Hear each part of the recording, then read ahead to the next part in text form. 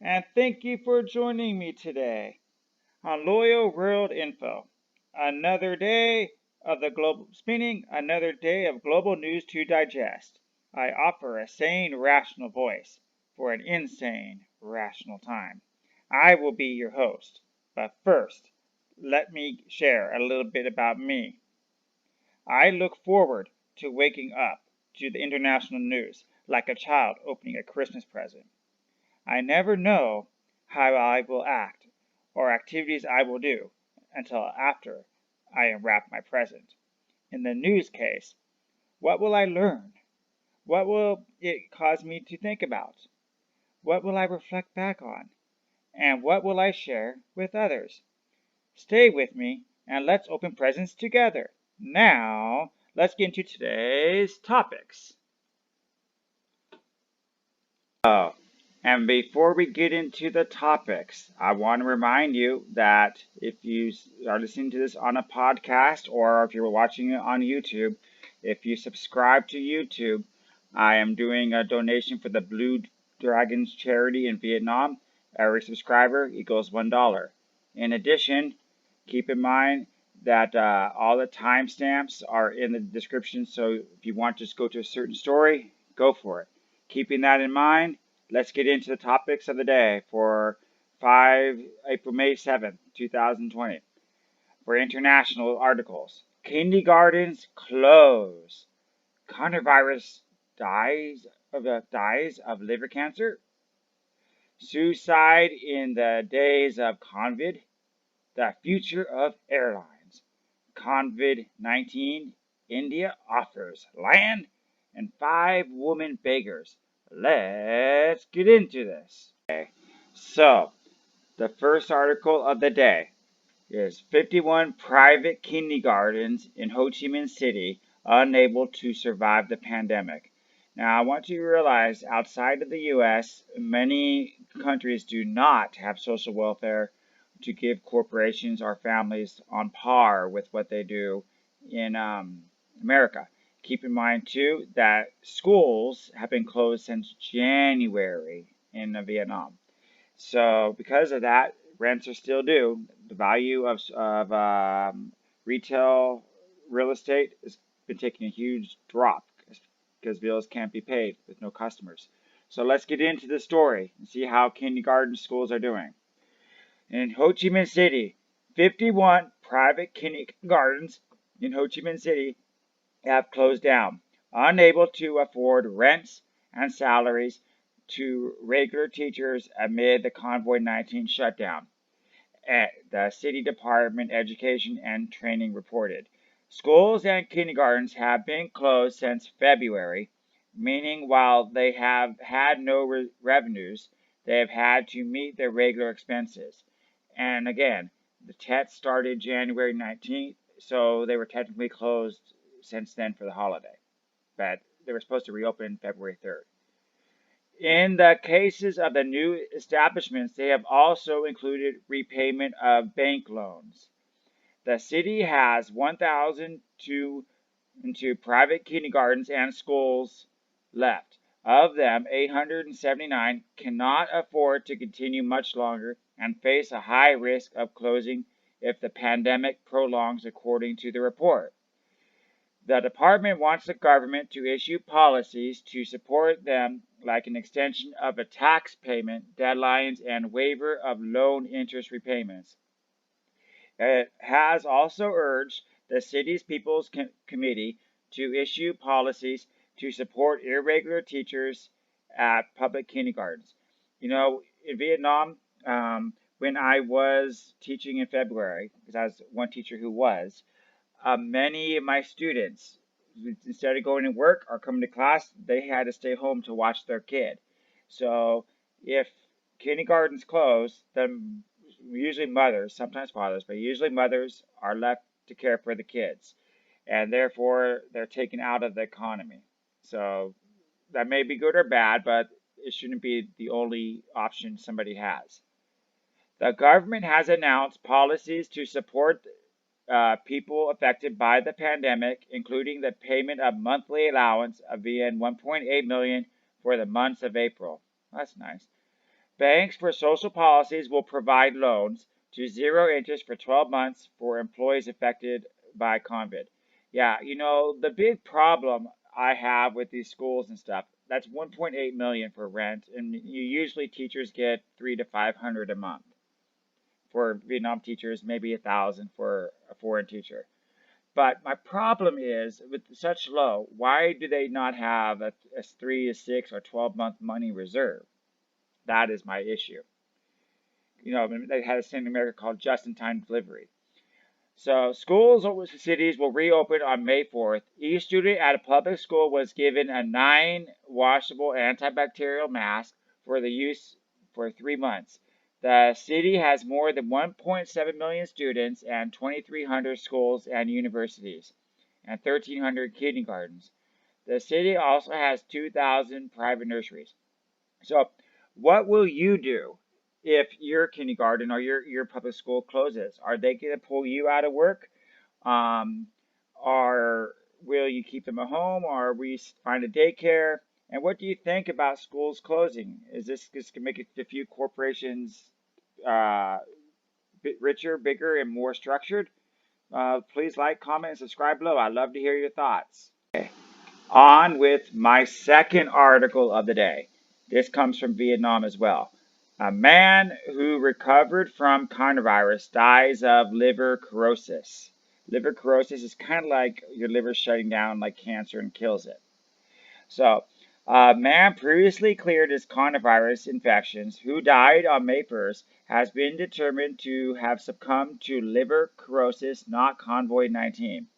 The National Steering Committee for COVID-19 Preparation and Control confirmed on Monday night that the 64-year-old man had perished in the northern province of Hanam.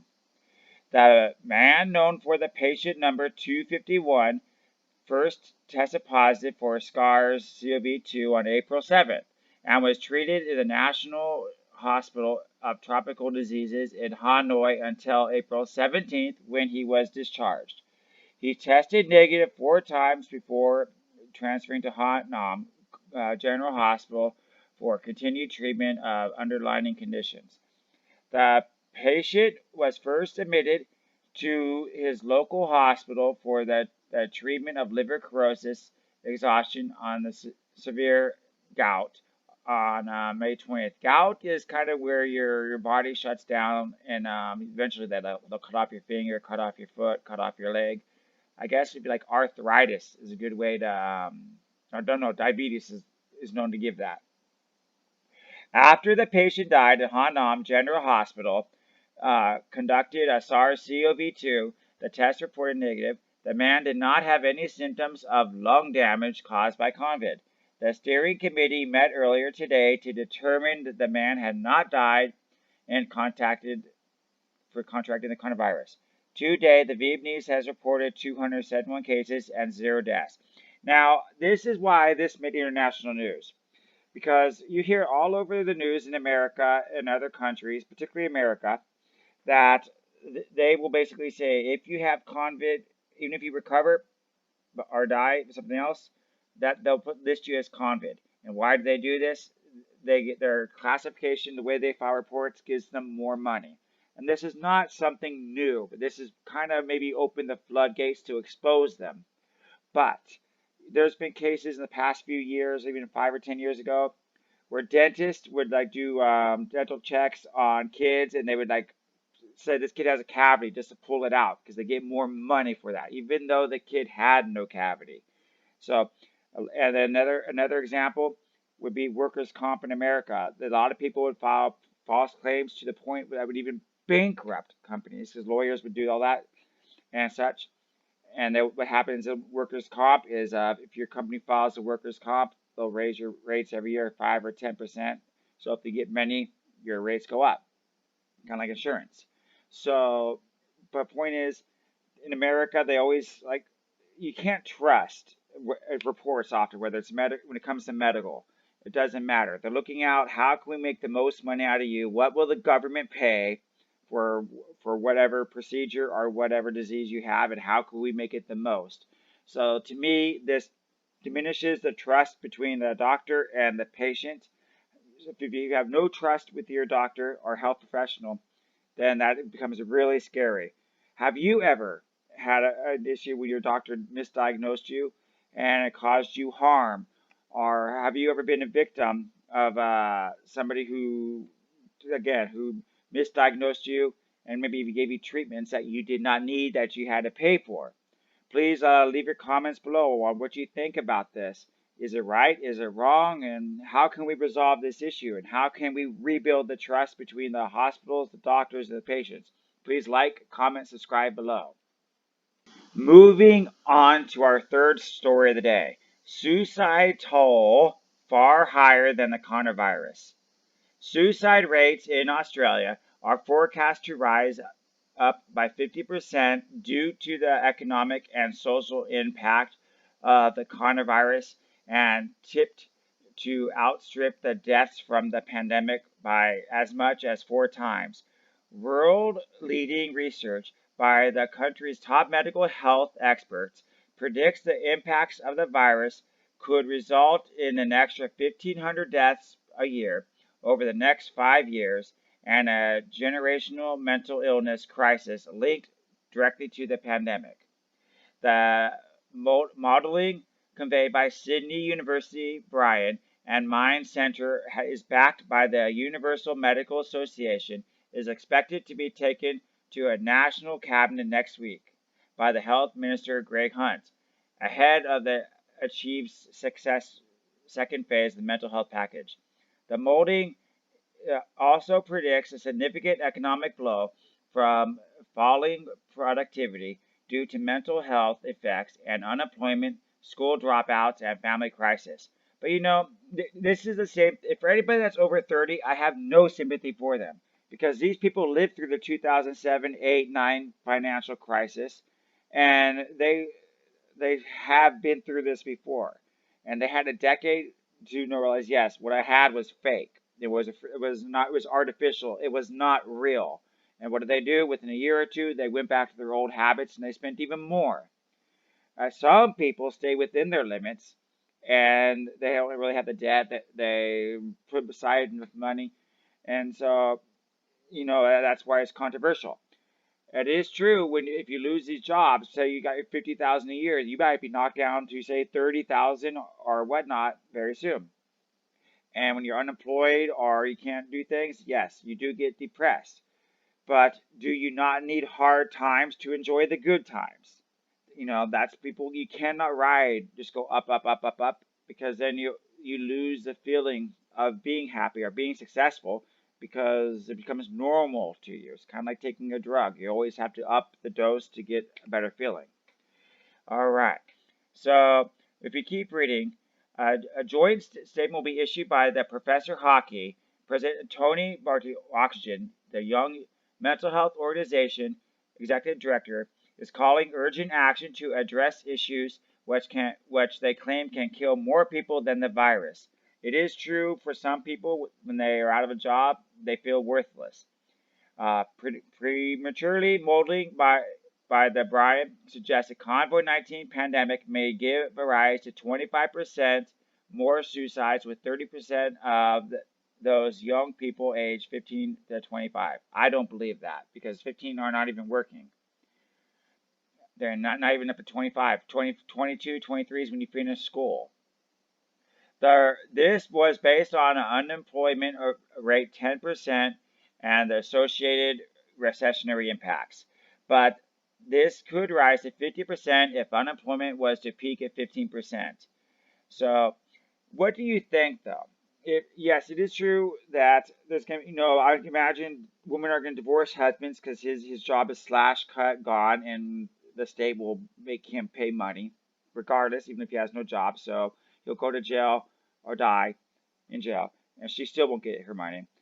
The kids are going to go without. The women who have the office jobs, some are productive, but the ones that are not necessary are not coming back.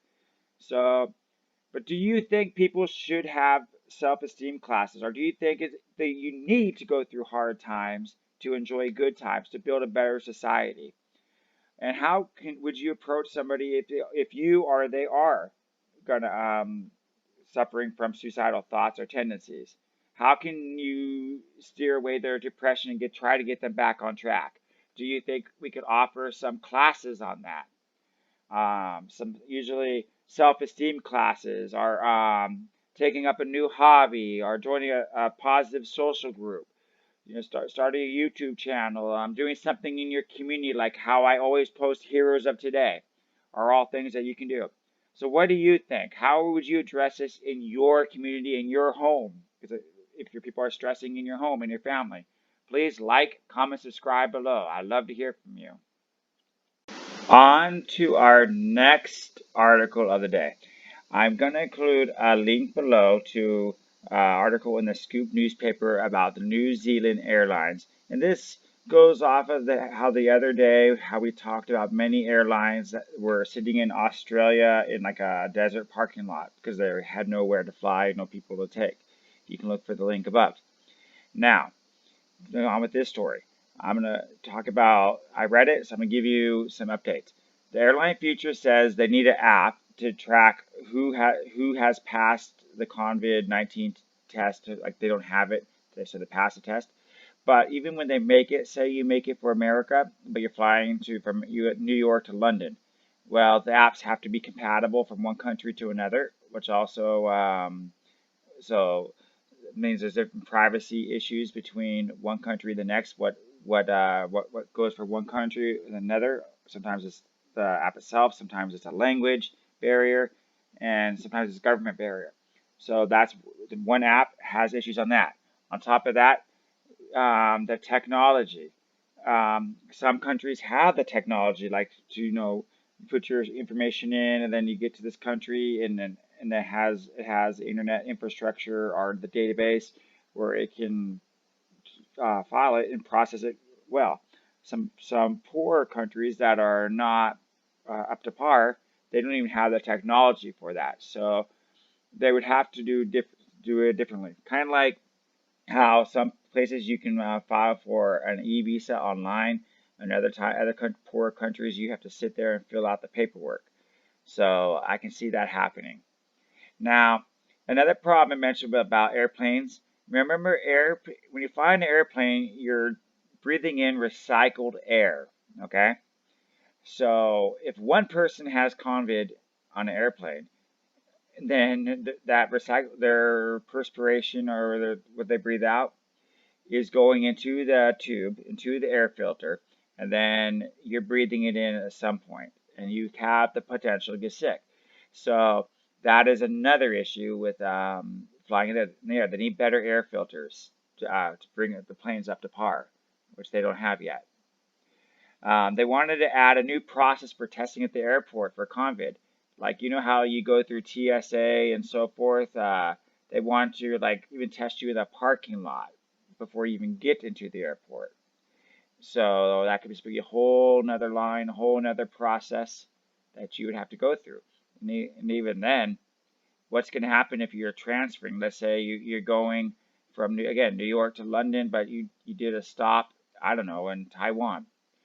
Well, other airplanes stop, say, in Taiwan too. And you're all in this waiting room, new people. So could you catch the virus by waiting with these other new people in the airport? What do you think about that? And then they also had packed planes and work. So like right now, many airlines, they want to pack as many people as they can in. No frills, no movies, no meals, no luggage, whatever. But when you're that close, you have a high chance to catch the virus. So that business model will not work. What kind of business model do you think will work? What will get you to fly again? I would like to know. Moving on, they also talked about travel to the unknown and get sick. Okay, so you fly from England to China. Well, you pass the app, but guess what? You're eating at XYZ restaurant. You're dealing with XYZ taxi member. You're dealing with hotel workers. Are you really going to chance getting sick overseas and then potentially not be able to get back on the airplane to go home because they won't let you on if you have the virus? And even if you do get home, but because the virus takes effect to up to 14 days to get you, what happens if you lose your job? Because when you get back, guess what? You're sick. So now you have no job. Then we have the privacy concerns. Again, keep in mind they're using an app and technology. There's almost been no app or technology or online service that has not been hacked. From your credit report to your social security numbers to Sony for Spider-Man to the military secrets, everything online can be hacked. Do you want somebody to hack a list of all your personal data plus a list of all the Convoy 19 people? What are your thoughts on that? And somebody else said a daily mask might be required. Some people are mentioning how they want a yearly vaccine. Like they're saying, Bill Gates, give us a yearly vaccine. Because every year has to be updated, new strain of the virus. But can you imagine every day having to buy a mask? It's kind of buying a diaper for a baby every day. And that now becomes a big daily expense of some people's lives. And so what do you think of that? I think that's totally wrong. Because they're saying that may not even affect, it may or may not even be effective, and it's going to be just too costly for many people. And somebody also mentioned that the blimps vanished a while back because their business model was not sustainable, like when they blew up because of the heat. So if you can't pack airplanes, and you have all these problems, whether getting on the planes or getting to from when you get there and getting into the city, the country, that basically the travel industry will vanish by planes. They said this year so far, traveling is down 95%. Keep in mind, we did a few articles on the airport shopping, how you can go shopping in the airports, duty-free stuff. And they said, like, normally you would have, I don't know, 500,000 people a day, but now that was down to 5,000 people a day in like the Seoul Incheon Airport, which is one of the busiest ones in the world. On the bright side, though, the fuel is giving away for free, and that fuel is about 25% of airline fees. So yeah, fuel is cheap, but to upgrade the airplanes and to get the people on board and everything else will not be. So what do you think about that? Like, comment, subscribe. Moving on to our next article today. This comes from India. India offers land twice Luxembourg size to firms leaving China. So New Delhi, India is developing a land pool nearly double the size of Luxembourg to lure businesses moving out of China, according to people with the knowledge of the matter. Now, India has done a lot. I remember years back they tried giving a lot of land to Japan because they said Japan was sinking, so they kind of tried opening a small Tokyo in India. But in this case, many countries are leaving China. A lot of them are going to Vietnam, and it looks like some are going to India. Let's read a little bit into this because I think there's a plus side to this. A total area of 461,000 hectares are being identified across the country for the purpose of people said, asking not to be identified because they are not authorized to speak on the matter. That includes 151,000 hectares of existing industrial lands in states such as Gacha, Mozzarella, Tamil Nadu, and other places. Okay, and it's 234,000 hectares according to the World Bank. The land has been one of the biggest implementations for companies looking to invest in India, with the plans of Saudi Aramco to Presco frustrated by delays in acquisition. The Prime Minister's administration is working with states and governments to changes that seek investors to reduce reliance on China as a manufacturing base in the aftermath of the coronavirus outbreak. So it's companies are calling. Providing land with power, water, and roads access may help attract new investments to an economy that was slowly even before the virus hit, and is now starting a rare contraction in which nationwide lockdown hits consumption.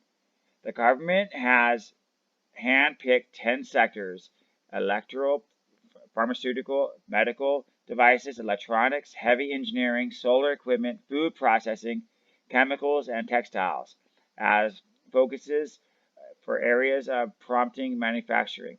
It has asked embassies abroad to identify companies scouting for options to invest in India.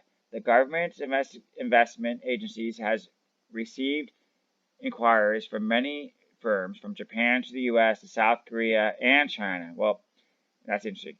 Experiencing interest relocating to Asia's third largest economy. Okay, now keep in mind, just yesterday, I shared with you how China was buying many Vietnamese companies, and the reason they were doing that was because many people do not want to buy made in China products anymore. But if they own the companies in Vietnam now, they can still use the label made in Vietnam, but really it's made by Chinese workers in Vietnam. So still made in China. So I'm guessing that's why China is on that list. And China will steal every secret there is anyway. The four countries are among India's top 12 trading partners across, accounting for a total bilateral trade of 179 billion. The foreign director of investment said. Okay, making unused land available in social economic zones, which already has robust infrastructure in place, is also being examined. A detailed scheme for attracting foreign investment is expected to be finalized by the month, the people said. So here's my questions for you. Well, two questions. One, how would you, with your country, how would you attract businesses to come to your city, your state, your country? What kind of package would you put together? Would it be land? Would it be tax breaks? Would it be perks, employees, training? I would like to hear from you. How would you attract these companies? And for the other reason that this, to me, got on an international article was because, keep in mind, many companies like Apple, Google, Facebook, they give these visas, H-1 visas in America for India workers to come to America and take American jobs. They say they save money that way. But if American firms are if India's going to let American open firms over there, then can we stop giving India the visas and leave the people in their home country? What are your thoughts on that? Please like, comment, subscribe. Or do we still need to bring them to America to take your jobs? I really want to hear from you. Moving on to our next article. And I really didn't even want to make this article, let alone put it in international news. But it just disgusted me. I found it as a disgrace. This is from Vietnam Times. 5 women disguised as beggars fined nearly 3,000 US dollars. Good job for the Vietnam government for doing that. So here they are, okay? Notice how they're dressed. They're dressed like they're homeless and they're bums, okay? And it's interesting because there are many articles right now that are saying women are going to be the big losers in this economy, because usually women are in the service and hospitality businesses, and those are the hardest hit. So their jobs are likely not going to come back, and they were the lowest paid before that for the most part. So they have a double whammy. But keep that in mind while we read this. 5 women who disguised themselves as beggars to take a photo were fined 67 million won. Well, not won, a dong. Basically, 20 million dong is 1,000 US dollars, approximately.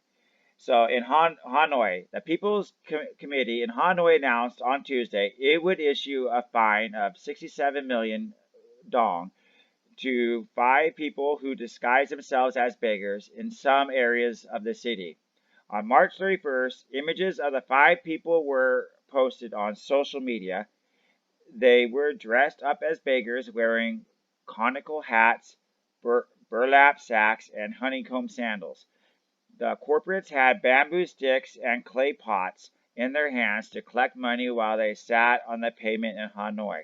So first off, they disgraced their traditional hat. Secondly, they disgraced women in general. It's true, Vietnam does not have a lot of welfare, but Vietnam's not really the only country that does this. When I was in Korea around 2008, 2009, when that financial crisis hit, and even years later, but it happened again. But in particular, I remember an article in the newspaper that some business officemen, they would go in the morning to the subways and they dress as a homeless man, and they would make a lot of money begging, more money than they would actually even be if they were working. So a lot of people were doing that. And that's the problem about giving money to a beggar. Do you give money to a beggar? Or who do you give charity to? Again, this is a disgrace to me because, as you know, I try to do heroes of today and show people doing good things, for their community, for other people. But then you get articles like this where people, they shame themselves, they shame their family. So let's keep going. All right. The fake panhandlers were revealed to be 5 women living in Dan Hong Ha Kon district, including Nguyen Thai. Du Hien was born in 1978. She's even young. Pham Han Trin, 1984. That's another young girl for you. Tran Thai Min Tao, 1977. Another girl, 1983, 1982. I actually like this. How they basically got in the newspaper because they were beggars. What would you think if your country put people who committed begging or some other kind of crime in the newspaper? It's not even necessarily a leak. It's, hey, you did the crime, we're going to expose you. I I don't know. That would shame me. I would want to be in my best behavior. But tell me about you.